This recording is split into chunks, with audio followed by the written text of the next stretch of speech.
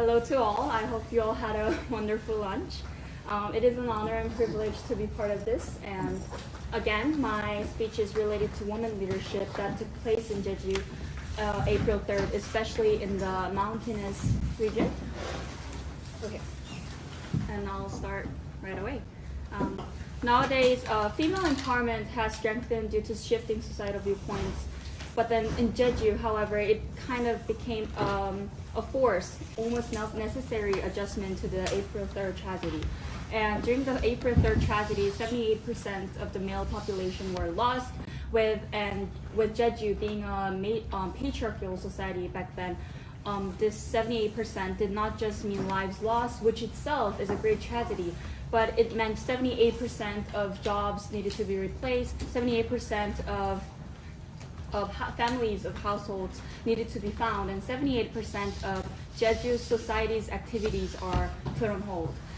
As a necessary adjustment to this, the women of Jeju rose up to the occasion and started leading. The woman's role in Jeju was opposite to the stereotypes we have, such as women staying at home as housewives, less educated and not involved in political or economical activities. But women's role in Jeju was to serve for the family, not just taking care of them, but actually practically serving them, providing food and serving the family, like as a leader. And role of women especially in the mountainous region, particularly in the burned villages, women took the initiative in rebuilding their communities. They started by constructing homes, cultivating fields, repairing roads, and connected the villages, finally establishing infrastructure in the villages that were burned out because of the genocide that happened. They also contributed to funds to repair elementary schools and rebuilding buildings that are crashed, and they constructed new classrooms, restored communal village spaces, and raised funds by selling agricultural products. During the April 3rd incident, women played a central role in labor efforts such as building barriers to protect their villages and stand guards. Women are half of the population, and as the aftermath of April 3rd reveals that women can and do rise to the occasion when they needed by their families to survive.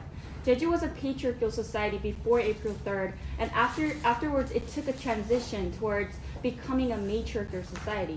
Even if patriarchy is still a norm in many Asian countries today, Jeju's social ecosystem shows how many shapes and forms of a woman leadership can take, from economical and financial to spiritual. And furthermore, the aftermath shows how human spirit can survive through the most tragic of tragedies, and the human spirit is resilience in both its male and female shape. Jeju, the women themselves had to redefine their own roles for themselves. This is a different trajectory of other tales of female empowerment.